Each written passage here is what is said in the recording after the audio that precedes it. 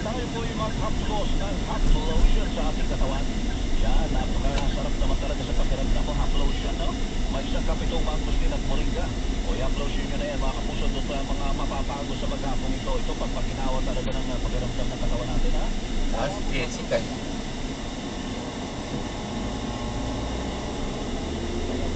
Kahit nasan kayo, Haplotion. Ang Haplotion po ay available sa Mercury Drug Stores. Alam nyo kung sasabihin ko, Lazada, Healthcare Max, Official Store. Magandang umaga po, mga senyor. Good morning po sa inyo. Stage 1.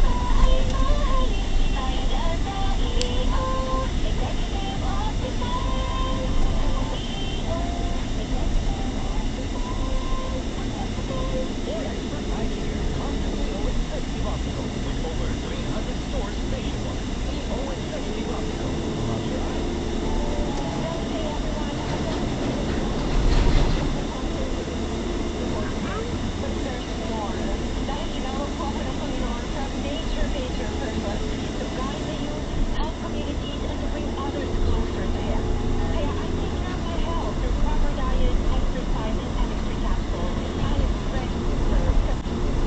Kinain eh.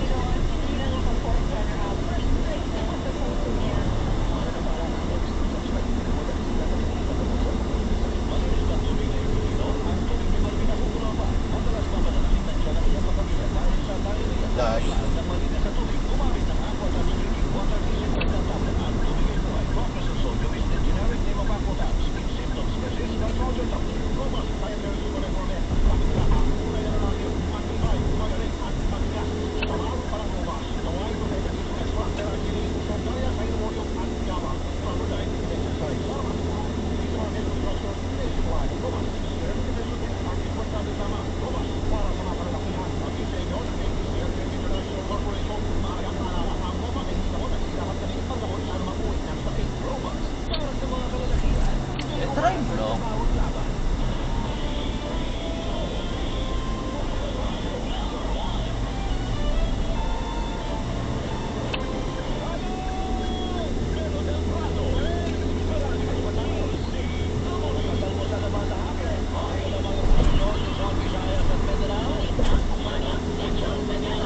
Dami.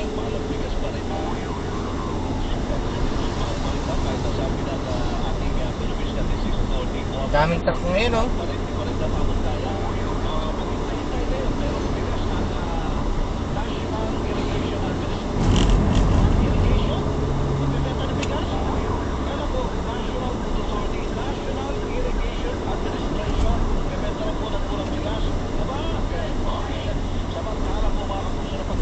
Gimana, hindi matraffic. Pinatututukan ni Presidente. Sabi niya na, Department of Environment and Natural Resources, ang 4 milyong Pilipino na walang formal water supply. Totoo naman, saan sila mamumuhay? Ang tubig ay buhay, di ba? Marami ko sinasabi dito, ang tubig ay buhay. Saan sila kukuha ng tubig para sila mabuhay? Yung iba, talagang nagtitiis doon sa bukal. Hindi natin alam doon, pero mikrobitanto, may sapa, may mga kulang po sinasahod para sa kanilang inumin. Pero sabi nila, sanay na sila. Ay, hindi kayo masasanay. Yan lang naman talaga meron tayo. Alam nga naman, yan ang mahirap doon sa mga lugar na palibutan ng tubig, alak. Yung sa mga island barangays, island municipalities. So may mga iniisip na po na desalination system na ibibigay o ipagkakaloob ang gobyerno natin. May usapan na raw ang nila sa mga supplier ng Israel. Ay mabuti naman sa Netherlands o sa Singapore. Ay source. Yan sa Dalaman. Gusto kayo, mga kapuso, alas 6:13 na po. Magandang mga kapuso nyo. Ay, eto po. Yung sinasabi kong magbibenta ng bigas. Ay, 29 pesos. 29 pesos kada kilo ng bigas sa mga Kadiwa Center na mga headsa sa Metro Manila. Yun o. Sa Cebu at saka sa Davao sa Agosto pa naman ito. Yan o. 10 kilo pwedeng mabili ng kada yan. Alam nyo ba ng bigas at isa pa rin po sa lumilitaw na siyang pinakamataas na nakapag-contribute sa ating inflation ng mga dahil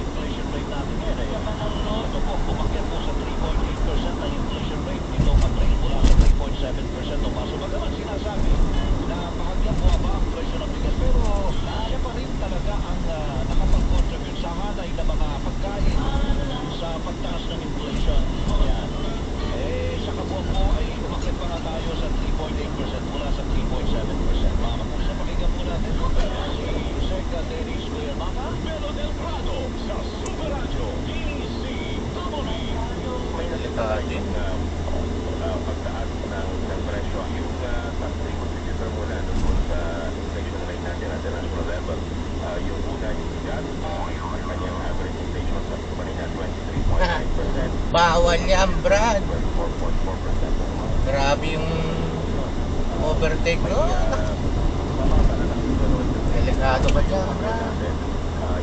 May inflation rate tayo, particular na mga nasa minus 26.3%. Pero galing na kami sa minus 35.9%. Pastor yung restaurant and accommodation services. In particular, yung restaurant Cafe and the Light na may inflation rate na 5.5%.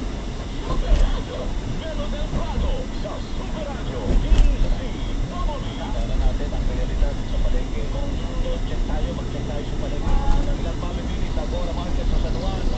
Sa Metro Manila, ramdam ang mataas sa presyo ng mga bilihin. Iba't ibang diskarte ginagawa para makatipid. Mark Makalala, Mark Upalig. Para ko ba rin yung Melo sa mga puso natin kinukonfirma lang ang datos ng PSA ko yung Melo. Yung araw-araw natin mamamalimagyan sa tatadong sa mga nabibili. Ang ibig sabihin, tayo ang unang nagsusurvey. Yan ang realidad. Yung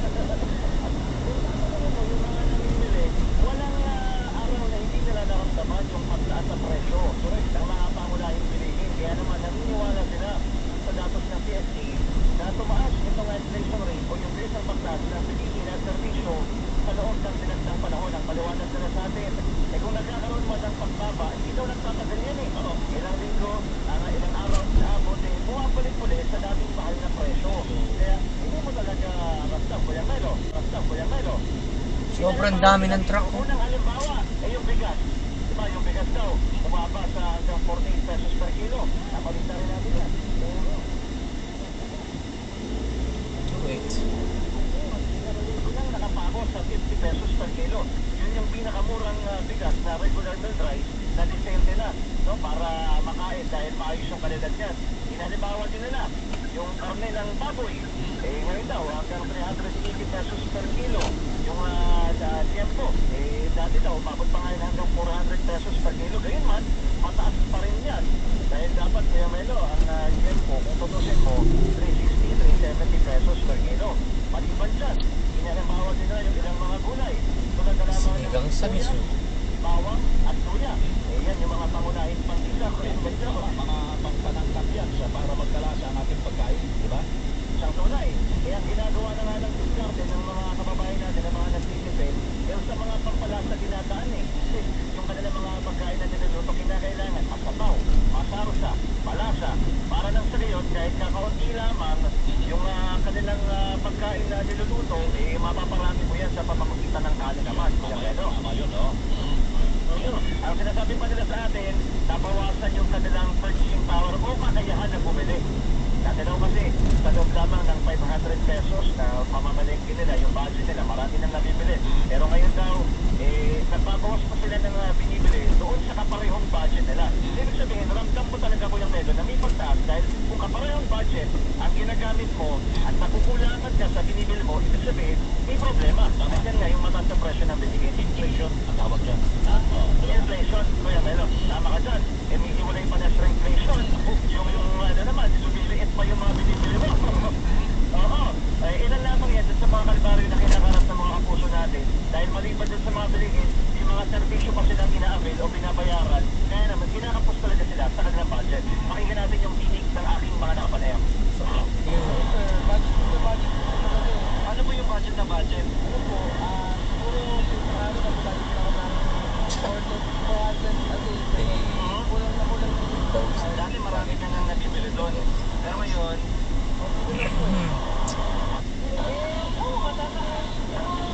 halos araw-araw, di ba? So yung mga binibili niyo po ngayon, nababawasan dahil sa mga inflation. Nababawasan talaga. Ano po discount na ginagawa niyo? Ko lang sa pinapiling ko, na hindi ako makabulo. Siyempre, dahil ako makabulo ka. Yan ang dinig ng ating mga nakapanayam. Batay sa datos ng PSE, umabot sa 3.8% ang inflation rate itong buwan ng April. Mas mataas kung ikukumpara sa 3.7% nung buwan ng Marso, na siya namang pinakamabilis na inflation mula noong December 2023 na umabot sa 3.9%. Ano yung kapuso Mark Makalala ng survey? Super Radio. ECWB dapat totoo. Super Radio. Melo del Prado sa Super Radyo DCWB. Salamat magpakalala. Narito po naman ang ating pangalawang bilang musikal ngayong umaga na ito. Ito, mula kay Jobran de la Torre. Ilang mamimili sa Muñoz Market sa Quezon City, hati ang pananaw. Ito sa pagbibenta muli ng NFA ng murang bigas. Yan po naman ang pambungad na report. Si Alan Gato, Alan, good morning. At yung ang sentimiento ng mamimili Kuya Beto kung ba ay magtutuloy yung sinusunod na pagbabalita para makapagbenta ng purang bigas ang National Food Authority. Kuya Beto. Huwag na, huwag na. Bakit? Bakit? Bakit? May niya. Iyan na lang, niya na lang. Iyan na lang. Parang tingin mo, baka makuda pa niya sa pagbibenta. Oo, Sa NFA yung Beto, 29 pesos, itipin mo yan. Samantala, ang sabi ng Department of Agriculture, kung ang prevailing price sa NFA, ay kung prevailing price sa ngayon ay nasa 50 pesos, ang mangyayari sa pagbibenta ng NFA ay bawas ng 20%. Ibig sabihin, nasa 40 pesos. Ibig sabihin, mas mura ang ibebenta ng NIA kesa sa NFA. Diba? Ayun yung NFA ay no food available. Ang niya ay now it's available. Ganon? Ayun na, Alan, kanina, ano namin